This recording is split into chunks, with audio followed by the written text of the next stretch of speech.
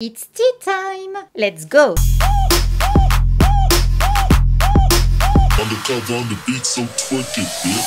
Hey, salut tout le monde, j'espère que vous allez bien. On se retrouve aujourd'hui pour une nouvelle vidéo concernant un acteur qui fait hélas pas mal parler de lui. Il s'agit de l'acteur Ezra Miller. Ezra Miller, pour commencer, est né le 30 septembre 1992 dans le New Jersey. Sa maman est une danseuse contemporaine et son père est cadre chez Disney. Il commence sa carrière au cinéma en 2008 avec le film After School, puis avec l'accord de ses parents, il quitte définitivement le lycée à l'âge de 16 ans afin de se consacrer pleinement à sa carrière. On va le voir dans différents films tels que City Island, Beware the Gonzo, Every Day, We Need to Talk About Kevin, qui sera d'ailleurs applaudi au Festival de Cannes. On va le retrouver également dans la série Californication et également dans le film Le Monde de Charlie. Et d'ailleurs, sur le tournage du Monde de Charlie, donc là on est en juin 2011, il va y avoir un petit problème. Il va être arrêté à bord de son véhicule en possession de 20 grammes de C, vous avez compris. Mais il s'en sortira assez bien, il aura juste une amende à payer. Ensuite, il va tourner dans Madame Bovary, puis en 2009, il intègre un groupe en tant que chanteur et batteur qui s'appelle Sons of an Illustrious Father. Alors en janvier 2012, il va se dévoiler un peu plus, il va déclarer qu'il a eu des relations gays depuis tout jeune, quoi. Et que selon lui, quiconque n'a pas eu d'expérience homosexuelle essaye probablement d'éviter la confrontation avec une réalité de sa propre vie. Il se définit lui-même queer, car c'est selon lui la manière la plus ouverte et la plus inclusive de se décrire, en précisant qu'il est très amoureux, mais de personne en particulier. Et il poursuit, je cite, « Je ne m'identifie ni comme un homme ni comme une femme, je m'identifie à peine comme être humain. » I think standards of normality, to me, seem ridiculous and delusional. I think what makes humanity great is all of our differences. You know, it's a scary time because you have people now, some people in power, positions of power, who feel like there is a standard, you know, or feel like a certain type of person is better than another type of person. Particularly, obviously, I'm talking about the United States, but I know it's also happening in France. It's definitely happening in the UK. When you're on the metro and you're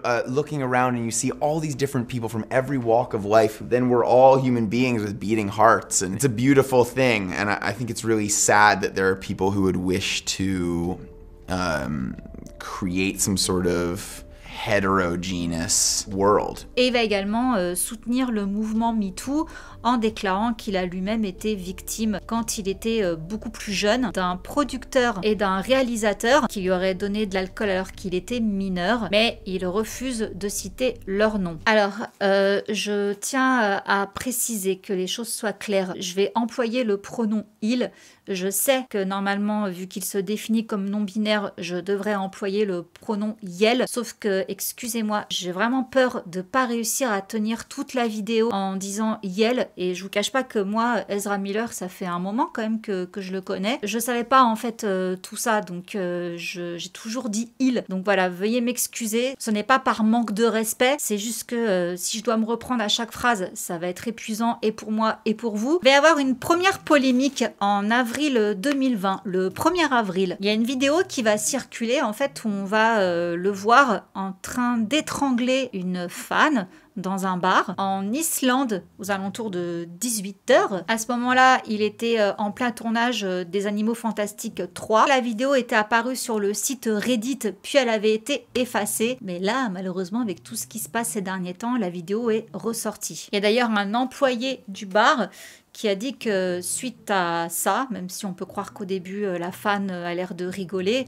c'est pas passé, donc ils l'ont expulsé du bar. Il est dit également que Ezra aurait pété les plombs. Je cite, « C'est un putain de psychopathe, il m'a craché dessus et sur 2 autres membres du staff à de multiples reprises après l'altercation. Il montrait ses cicatrices provenant de toutes les bagarres dans lesquelles il avait été impliqué. Après qu'on l'ait viré, il est resté pieds nus dehors pendant au moins 10 minutes pendant que les vigiles attendaient l'arrivée des flics pour venir le chercher. Apparemment, à la même époque, il aurait aussi menacé un couple de les enterrer. Donc fin mars, ce couple-là, donc c'était dans une auberge qu'il partageait avec lui, ils ont déposé des documents judiciaires colère en demandant une injonction temporaire contre Ezra, affirmant qu'il avait fait irruption dans leur chambre et les avait menacés. Ils l'ont également accusé d'avoir volé leurs effets personnels, dont un passeport et un portefeuille. Cependant, un juge a rejeté l'affaire d'ordonnance restrictive à la demande du couple, mais l'avocat du couple a refusé de dire pourquoi il s'était rétracté. Donc là, ni Ezra ni la Warner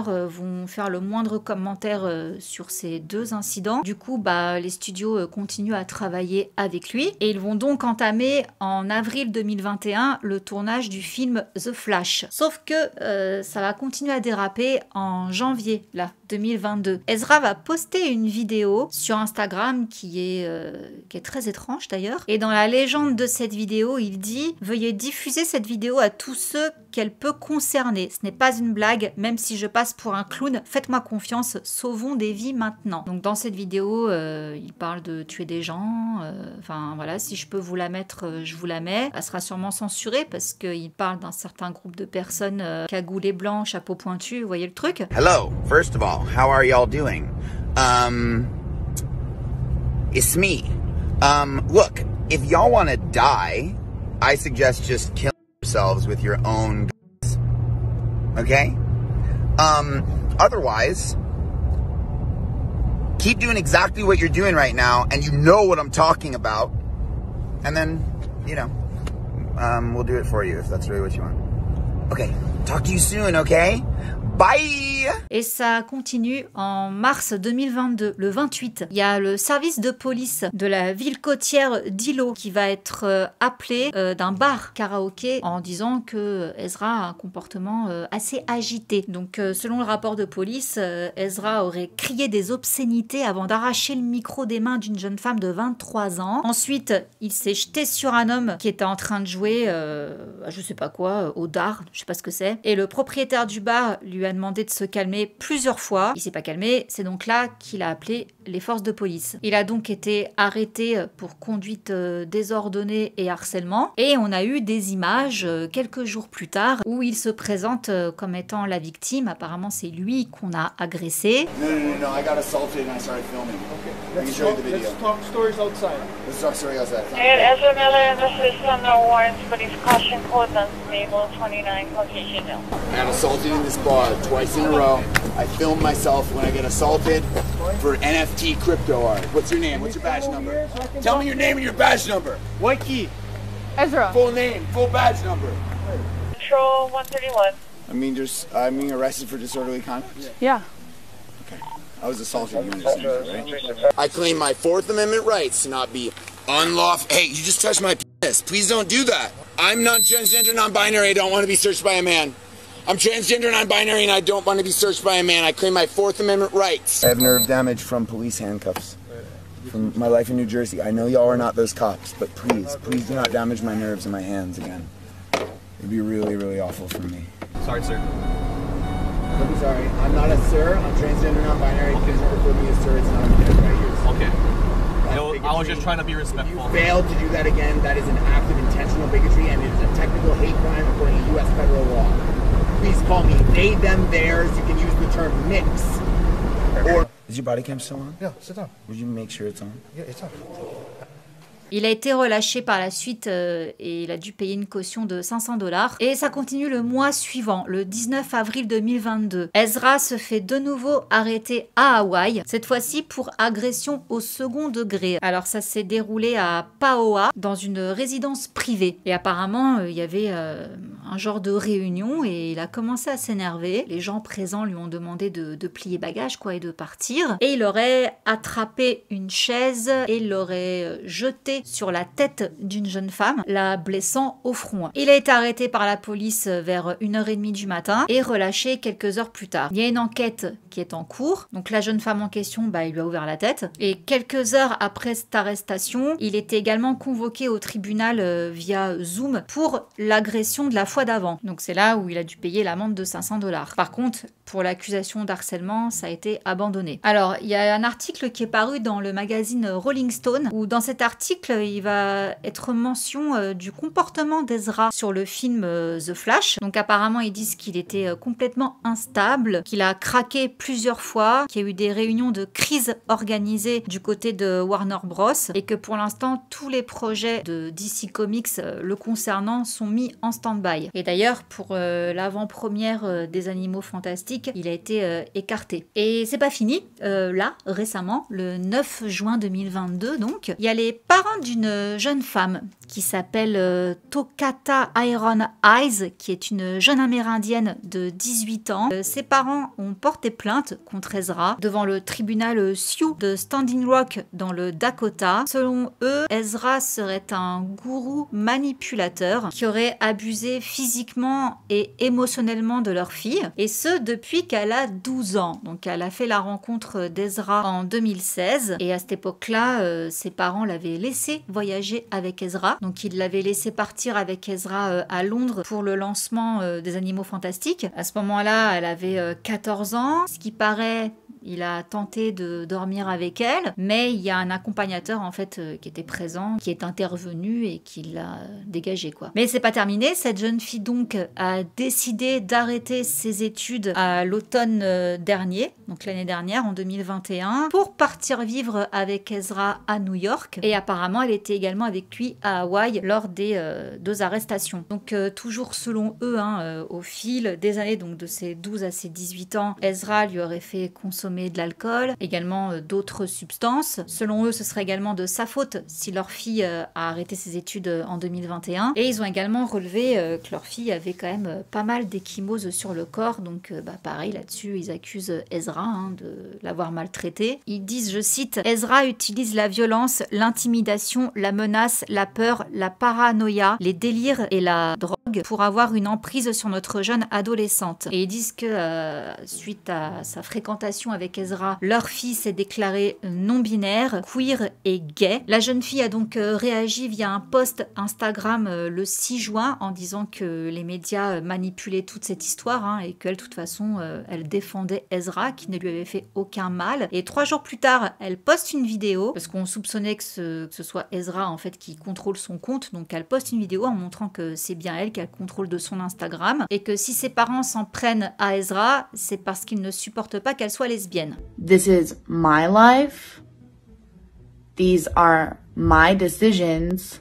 Donc les parents ont demandé au tribunal d'intervenir et de délivrer une ordonnance de protection contre Ezra au nom de leur fille. Et l'audience est prévue le 12 juillet prochain. Sauf que, c'est pas fini, le 17, là, vendredi 17 juin, enfin du moins au moment où je tourne cette vidéo, là c'est très très récent, on a un site des libystes qui révèle en fait qu'il y a une famille au Massachusetts qui vient tout juste d'obtenir une injonction d'éloignement contre Ezra pour leur enfant de 12 ans non-binaire. Alors selon eux, il y a eu un problème en février dernier dans le Massachusetts, à 60 km du ranch que possède Ezra. Il y a eu un espèce de rassemblement social qui a eu lieu, qui était organisé par un ami de Whitney Sutters, qui est un musicien ami de Ezra. Et apparemment, Ezra se serait pointé avec une veste par balle. C'était en train de jouer je sais pas à quoi et ça a dégénéré. Du coup, il a ouvert sa veste pour montrer qu'il portait une arme. Et il s'est mis à crier sur tout le monde pour ensuite s'excuser. Et suite à ça, il a contacté les parents de cet enfant pour pouvoir rencontrer l'enfant de 12 ans. C'est bizarre. Et il a relancé plusieurs fois en avril, en mai et en juin. Il voulait lui acheter des cadeaux, il voulait lui offrir un cheval. Pour la Warner Bros, ça fait trop. Enfin là, c'est trop quoi. Faut pas pousser. Donc là, c'est en train de discuter sévère sur le devenir d'Ezra. Donc réunion de crise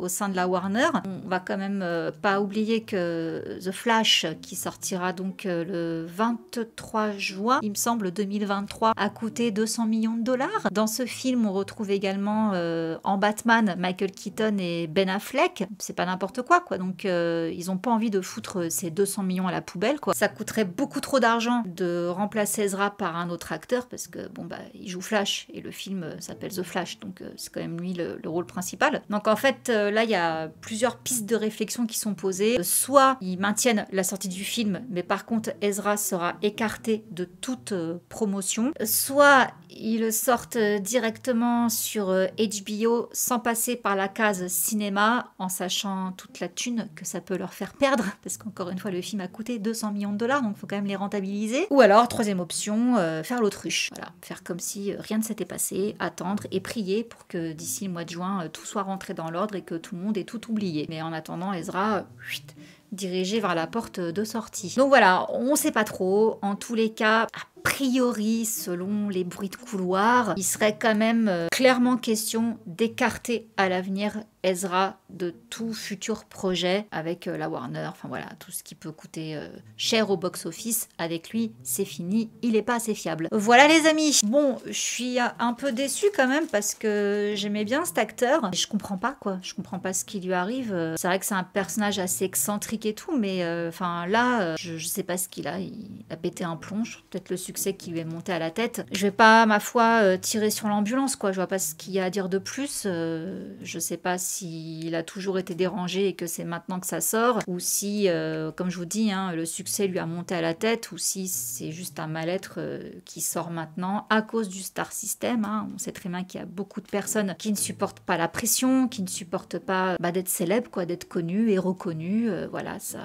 c'est trop pour eux. Tout est possible. En tous les cas, je trouve ça bien triste parce que c'est un acteur très prometteur et là, il est en train d'enterrer sa carrière, quoi. En plus, c'est pas le moment avec ce qui vient de se passer. Johnny Amber, bon, la cancel culture, là, c'est à fond les ballons, quoi. Donc, s'il est question de dégager Amber Heard d'Aquaman 2, ils peuvent pas se dire on va peut-être quand même garder Ezra Miller dans The Flash, alors que là, il y a des mineurs qui sont en jeu, quoi. Puis les arrestations, tout ça, enfin là, c'est trop en très peu de temps. Encore une fois, ne m'en voulez pas de ne pas avoir employé le pronom Yel. Veuillez s'il vous plaît être indulgent dans les commentaires. Écoutez, sur ce, je vous fais plein de gros bisous. Je vous remercie d'avoir regardé cette vidéo jusqu'au bout. Si c'est le cas et que ça vous a plu, n'hésitez pas à liker, à commenter, à partager, à vous abonner aussi si c'est pas encore fait, c'est important. Bonnes vacances pour ceux qui sont partis ou pour ceux qui se reposent chez eux. Bon courage à ceux qui bossent sous la chaleur. Je vous fais plein de gros bisous. Mouah. Bisous, ciao. Undercover on the beat, so twerk it, bitch. Like.